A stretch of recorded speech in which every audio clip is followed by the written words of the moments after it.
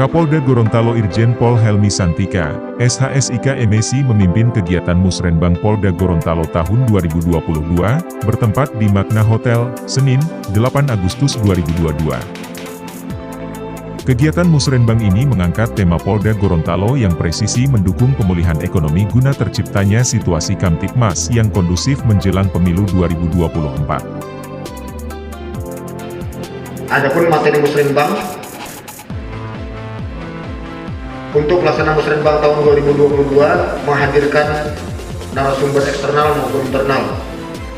Untuk eksternal, yang pertama adalah Bapak Kepala Bapeda Provinsi Gorontalo tentang kebijakan Provinsi Gorontalo terhadap pemulihan ekonomi nasional pasca pandemi COVID-19 di Provinsi Gorontalo. Musrenbang Polda Gorontalo tahun 2022 ini merupakan tindak lanjut dari Musrenbang Polri tahun 2022 di bulan Juni lalu, sebagai forum strategis dan sinkronisasi dalam upaya merencanakan arah, target, dan sasaran pembangunan Polda Gorontalo ke depan. Kegiatan ini juga menjadi wadah dan membahas kebijakan strategi dalam pelaksanaan tupoksi Polri yang dikaitkan dengan prioritas-prioritas pembangunan nasional serta tantangan situasi yang akan dihadapi di masa yang akan datang.